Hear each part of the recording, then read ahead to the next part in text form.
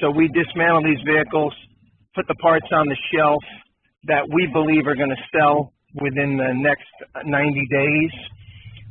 Then the stuff that we did not pull from the vehicle that stays on the car, which would generally be body parts, not mechanicals, that car goes out in the field. It gets to live another 180 days, and we sell more parts off of it when it's out there.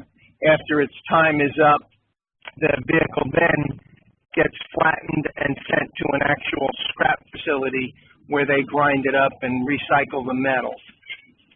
So that's pretty much our business in a nutshell. I would say 85% of it is wholesale to shops, whether it be body shops or mechanical repair shops.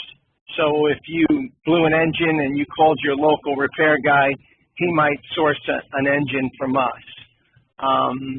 But that's pretty much it in a nutshell.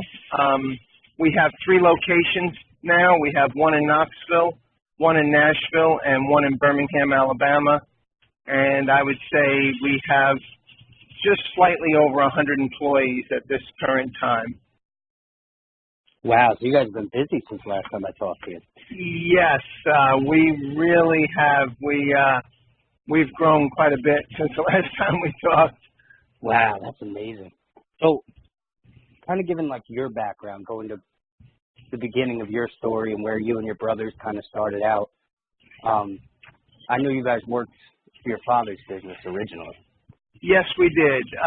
So growing up on Long Island, my brothers and I, we lived right next door to my dad's and his brothers. They had a salvage yard. And so literally from, 3rd grade on, most summers we worked there, and after school we would work there. And so that's kind of how we learned the business. And so my dad taught us, the value of hard work and basically everything inside the business. The one thing that he did not really teach us, just because he didn't know, was how to manage people. And so that was a long, hard road to learn, and we're still learning. But so in 1990, my brothers and I, let me back up. I'm sorry. Right out of high school, I was 16. My brother was 17. We graduated early. And about a year later, my dad and his brothers wanted out. So we made a deal with them. Let us run the business. We'll pay you to stay home. So we kind of took it over and ran the business for about close to 10 years. We kind of got burnt out, I think mostly because we did not know how to manage people. And so we did well, though. We made money, saved our money, and but we asked my dad and his brothers to sell the business, so they did. And then I guess almost around the same time, my wife and I, we had talked about moving somewhere, maybe starting a different one or something. And my wife and I, Donna, we weren't on the same page. I didn't do a good job of communicating with her. And so when it came time to move, she had kind of dug her heels in and didn't want to move. So shortly after selling the business, we started fighting, and we nearly divorced. But because she was pregnant with our oldest, we decided, okay, we gotta try to make this work. And so we ended up just moving to Knoxville, didn't know a soul in town. Thankfully, the woman that ran our apartment complex, she became like an instant grandma. She kind of like adopted us. So what was the year that you guys moved on? Okay, it was 1994 is when we moved to Knoxville. And, we sold the business in 90. We spent about 4 years kind of just fighting. I was doing odd jobs, working different things. And then in 94, we moved to Knoxville. Met this lady, Dixie, who ran our apartment complex. She started doing a Bible study with us, led us to faith in Christ. That changed our entire marriage. changed the way I even think about work and business. And around that same time, my younger brother moved to Knoxville so we could do something, go into business.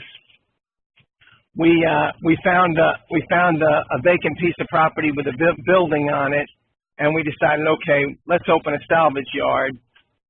My dad at that point came in as a third partner because we didn't quite have enough money to make this thing get off the ground due to the building and the property and all that. And so we opened it up. It was a tough go in the beginning. It took a long time from zero to actually making enough money to even pay yourself, you know. How long would you say it took before you received a paycheck for the first time? Okay, our first paycheck was about $100. It was, yeah, in fact, it was $100. And I want to say that was probably a year and a half into it. Yeah, we might have been a good year and a half into it before we took our first paycheck. So we were living off savings and feeding the business. And so it was, yeah, it was scary. It was a little scary. And the other part of it was in the 5 or so years we were out of the business, it had changed dramatically and we didn't know it. And so we finally hired a consultant, and through that we learned we had to make some major changes in order to be profitable, that the business had gotten a lot more competitive. There was a large player had come into the scene, LKQ, which basically now they own about 200 salvage yards. They're a publicly traded company, and they do a really good job. And so we had to learn a whole new way of doing it. And we had to learn how to manage people. And so it's been a slow, you know, long process. But today things are going really well. And God has really blessed our business, no doubt. Yeah, that's awesome. I mean, I can't believe how much you guys have grown in such a short amount of time. Yeah, well, it seems like it's accelerated a lot in the last, I'm just going to say, I don't know, how long ago did we talk? Do you remember? It was about 2 years ago. 2 years? Okay. You sure it wasn't more than that? I think it would have been my junior year in the spring. Okay. When I was taking that first entrepreneurship course. Yep. But it's been great. Never boring. You know, there's been a lot of stressful times, but never dull. So that first business in Knoxville, you said your father came down to help run the business, and your brother had moved. He wanted to do music or something like that in Nashville. No, okay. So let me back up a little bit. So my younger brother and my dad are the ones the three of us in the beginning partnered in Knoxville. My older brother, Jim, the one that I had actually been partners with in running my dad's and his brother's business, right? We're only a year apart. He was living in Nashville, and he was writing country music at that time when we opened this one in Knoxville. And he had a #1 hit. He was doing well, but he wanted to get back in business with his brothers, and so he asked if he could come in. We said sure, and so then he came in as a partner. And then a few years later, my dad retired. We bought him out, and so it's been the three of us since, you know. So in terms of equity structure and the way you guys kind of break it up, is it a written contract? Is it something that you guys kind of just go with the flow? And well, we all have equal shares of ownership in the business. The three of us have equal shares. And basically, you know, we do different jobs. My younger brother, he's more of I'm going to say more of like a CFO, as far as, you know, he handles the money and, you know, all of that, the financial end side of the business. My brother Jim, he would be more over of various things, advertising. He also helps run the Nashville facility. My son is the general manager. My oldest son now, Kyle, is 27, so he's the general manager of the Nashville facility. And Jim lives in Nashville now, and so kind of together they work that. And myself, I would be more over production, making sure that we're producing the number of vehicles we need to produce. I do a lot of creative, I'm a process guy, so I always like to improve on a process, make it faster, more efficient, better. So I'm always creating and dreaming up ways to improve processes. And, you know, we have to, in our industry, there's not a lot you can buy. So, you know, you got a guy in dismantle pulling doors off a shelf, right? Pulling doors, off a vehicle, and they need to be put on the shelf without getting damaged. So we've designed our own racking. We've designed our own portable racks to carry these doors with forklifts and stuff. And that's kind of, I tend to go towards that, gravitate towards that area. So the three of us, it really works well that we have a different skill sets, and we get along great, which I always thought was normal, but everybody I talk to says, I can't believe you're in business with your brothers. And I say, well, who else would you want to be in business with? Well, that's actually a huge point they made in this course we're doing. As they say, it's like a double-edged sword you're looking at. Yeah. Well, and I guess in a lot of family businesses, it can be. For us, it has really worked well. It's great because there is absolute trust. You know, I don't ever wonder, hey, is somebody taking money? You know, there's never even that thought. And so it's really, for us, it's really worked well. You know, not sure exactly what my dad did that maybe helps us get along so well in our raising. I don't know what it is, but for us, it's just really worked well. And we just, you know, it's just, to me, it's great joy. You get to work with your family, you know? Yeah.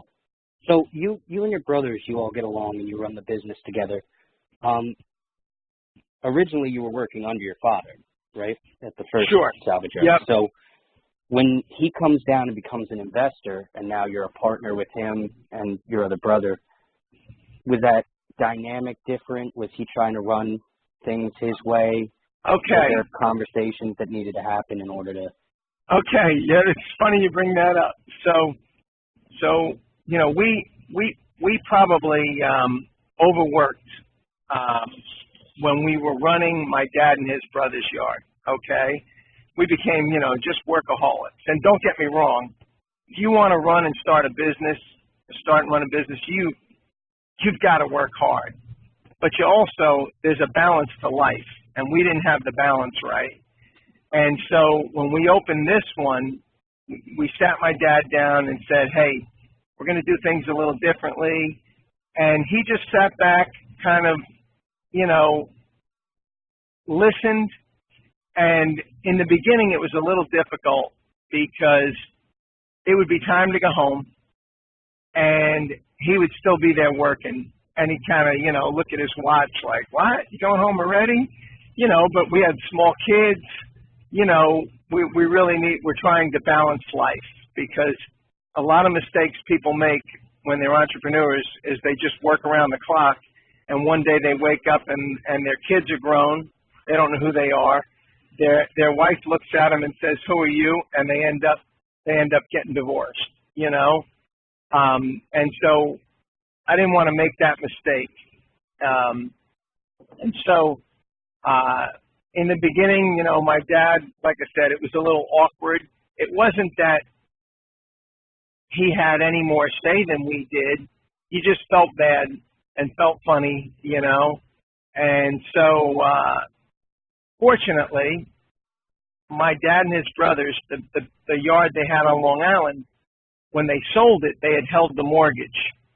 Well, the guy ran it into the ground, and about, I don't know, I guess about a year after we opened the one in Knoxville, he called my dad up and said, come take your business back. He was done. So my dad had to go back to Long Island and try to get that thing back in shape in order to sell it again. And that kind of gave us the freedom to, you know, not argue with your dad, you know, like on the way you want to do things. And he was gone for probably 2 years trying to get that one going and selling it. And so when he came back, he realized, hey, the business is doing good. We decided to close on Saturdays, which was a huge deal. And so it really just helped solve that problem. You know, with him being gone, we did it our way. The business didn't fail because we weren't working around the clock. And so it just worked out well, you know. And so now that your son is kind of running that Nashville chapter, is he a part owner or not yet, or is there a move towards that? Not yet, and actually there is a move towards that. In other words, I've got 3 sons. Kyle is the oldest, running the Nashville facility. My youngest son, Grant, is 21. He just graduated from Mercer, and he's working with my brother Tom more in the financial end of things. And then my middle son was working in Nashville as a production manager out there.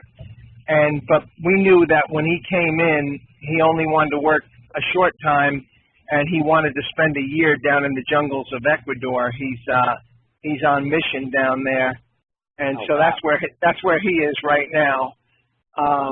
But so we're actually working with a consultant right now to figure out how to transfer the business properly to the next generation.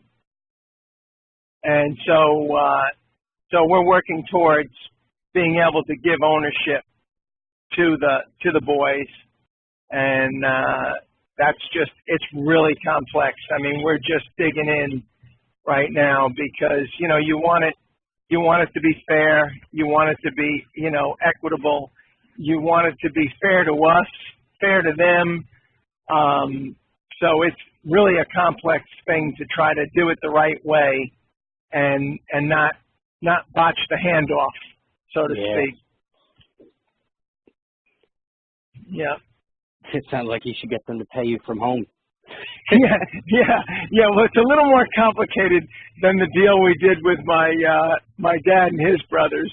That was pretty simple, and but it's a little more complicated than that, you know.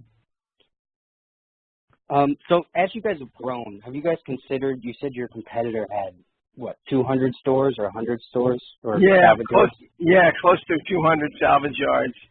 So I'm assuming that they franchise out, or are they under the same owner with that many locations? What it is, it's actually a publicly traded company.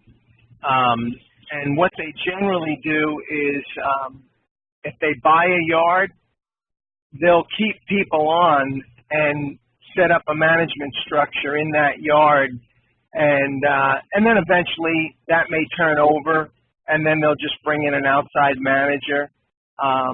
But they do a really good job for a large corporation.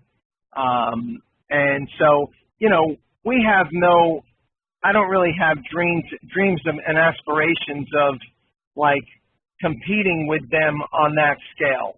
We compete with them in our respective markets, right? We compete with them, and I feel like we do a pretty good job of competing with them where we share markets. But to that scale, it's not my lifelong dream or anything, you know. Yeah, you might be missing the work-life balance. You go with that. That's what I would be afraid of. Yep, missing the work-life balance, and that really is a tough balance for any entrepreneur, because generally you love what you do, and so it's real easy to lose track of balance. Very easy, you know.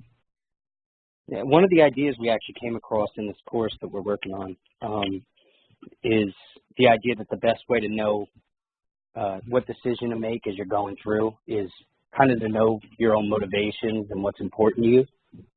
Would you say that your motivations have changed as you've gone through and now looking forward from where you are right now? Absolutely. Yep, absolutely.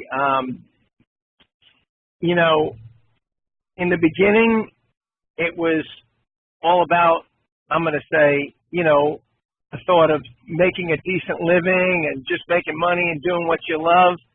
But now over the years, as I've grown in my faith, I tend to look at the businesses as how can we use this business to help other people, and you know, invest in certain charities we believe in, invest in people, and so yeah, definitely our motivation has definitely changed for sure. You know. Yeah.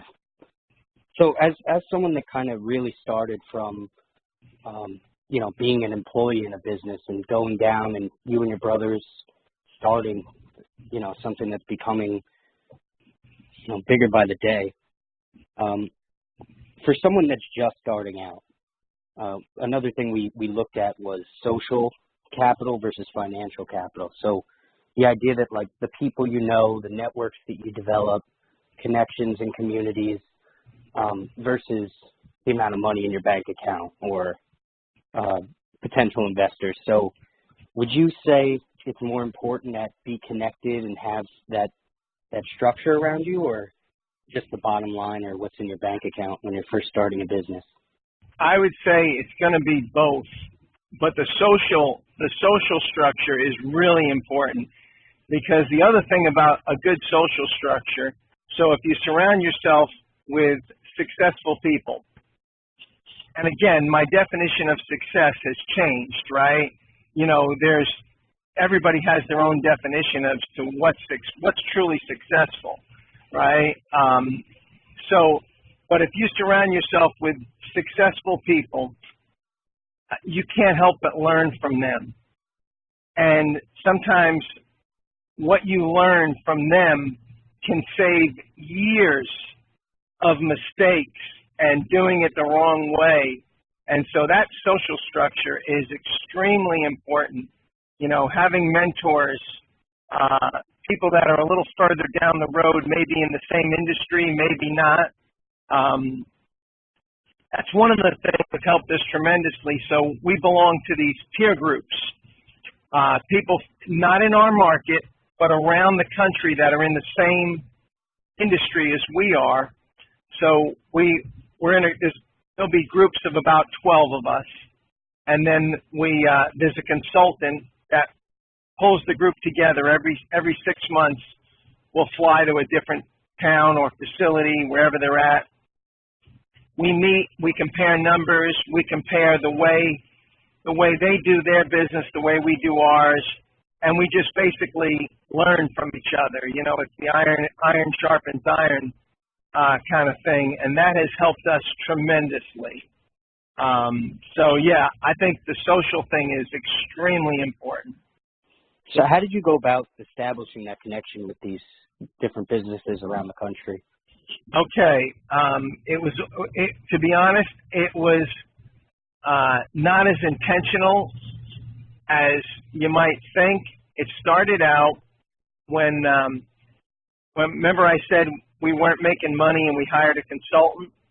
Yep. Okay, so besides hiring him, we started partnering with yards around the country to share inventory, because inventory is so hard to get in our business. You know, if you're a lumber store and your 2x6s are selling good, well, you just order more. Generally, you're not going to have a hard time unless there's a shortage of getting them. Well, in our business, if you're short on inventory, you just can't overnight call up and order, 10 Chevy 350 motors, okay? So you've got to source the whole vehicle at the auction, and then you have to digest the rest of the parts, because if you just sell the motor, and get rid of the rest of the vehicle, you're going to lose your shirt because you'll have paid too much for it. So we started sharing inventory with yards around the country. And we kind of started with these ragtag trailers. And at night, we would have drivers meet halfway between facilities that could be 700 miles apart. And they would switch trailers and come home. And before you know it, we developed a network of yards, and we all share the same computer system, so we can see their inventory, they can see ours, and this thing started to grow. And then from that, we became good friends with some of these other salvage yards, and then before you know it, the idea came about, hey, why don't we meet up in groups and help each other? And so now this is happening like all over the country. And it's really been a tremendous help. So that's kind of how we came to that, you know? Yeah, I mean, that's pretty much what we were talking about, is the idea that, like, people are willing to help. There's other people that are in similar situations as you, and just reaching out and establishing those connections. A lot of times, you know, they want to have that connection too. Yeah, oh yeah, it's a win-win, because here's the way you can look at it. Everybody at every salvage yard in this country is doing something right, something they thought of on their own.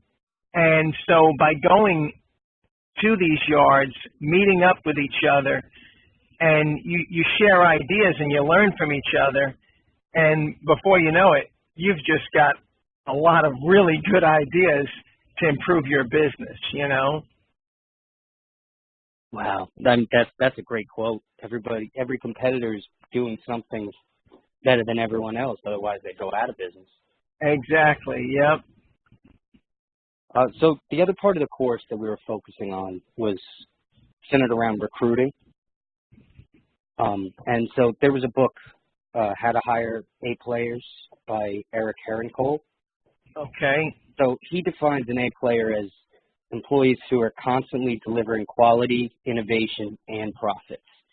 So would you say you have A players on your team? Would you say that you recruited them? Would you say that they're part of your family and that's where they came from? Or Okay, we have quite a few A players, and most of them we have, I'm going to say, grown in-house. Okay, that we didn't reach out and you know, find the guy with all these skills and hire him. You know, aside from family, we have people that have been working for us for 20 years now. You know, we have a lot of steady people that have been with us a long time, and over the years, we've, you know, figured out, okay, this person's got leadership skills, and so we've groomed and grown them as we have grown. Like I said, it's been a huge learning curve for us, the whole idea of managing people and trusting people to give them stewardship of an area and trusting them to do a good job, you know. And so that was a huge learning curve for us, because when we grew up in the business with my dad and his brothers, all my cousins worked there. You know, they hired other people too, but there was never a real management structure. There was never trusting somebody outside the family to run an area and do a good job with it. And so we had to learn to trust people, learn how to grow people as we were growing. You know, and there's been some books that have been influential on us. 7 Habits of Highly Effective People has been really influential.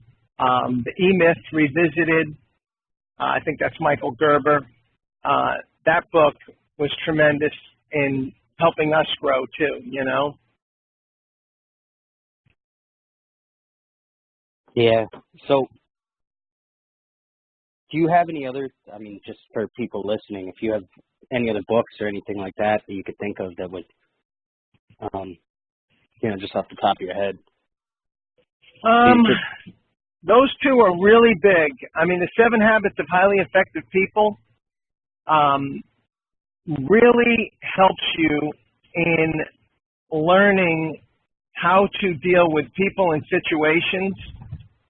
And because of that, that changed a lot of our philosophies on how to deal with people. I mean, that is a great book. It's one you could read over and over and over again, and each time get something out of it.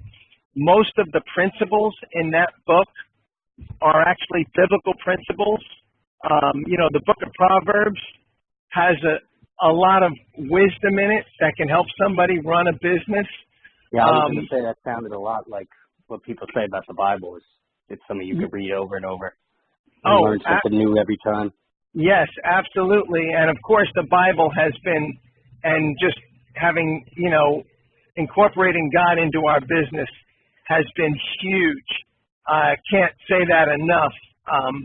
Just in how we deal with people, how we balance life, and it's really, really, the Bible, I'm going to say, is the biggest. But again, a book like The 7 Habits, most of the principles in that book are really biblical principles. You know, he'll tell you to, one of the principles is to seek to be understood. I mean, to seek to understand before being understood. And, you know, that's the biblical principle of be slow to speak and quick to listen, you know. And because all those, they can seem like minor things to somebody, but they're not, because when you treat people correctly, you tend to retain more people. People want to work for a place where it's safe, where there's a safe environment, where they know they're not going to be made fun of if they make a mistake. There's a couple more books that are really good. They've slipped my mind, but when I think of them, I'll tell them out to you. But there's two other books that I'm thinking of that have been a great influence too. So I guess where we're at right now, I mean, we covered all my points here. I guess the only thing left for me to ask you would be how we ended our first interview 2 years ago, which was just giving one piece of advice for an up-and-coming or young entrepreneur trying to enter pretty much any market today. One piece of advice. Whew. It's too much, right? Yeah, well, if you're looking for that one nugget, there's so many. Yeah, well, there's so many nuggets. But I'll tell you what, I would say, I'm going to tell you what the lady told me, the lady that led my wife and I to Christ. She could see I was a workaholic, and she said to me, I'm going to give you a new order for your life. And I said, what is that? She said, you put God first, your family second, and your business third. And when she said that to me, I'm like, but Dixie, I was always taught if you take care of the business will take care of you. And she said, well, you nearly got divorced, so how did that work out for you? I said, okay, good point. And then she said this. She said, look, if you put God first, okay, He is big enough to bless your business, and He'll take care of your family. So put Him first, put your family second, and your business third, and it'll all work out. And I'm going to say that that is so true. So I would say find the balance. Put God first, family second, business third. And that would be my one nugget of advice. Wow. Powerful.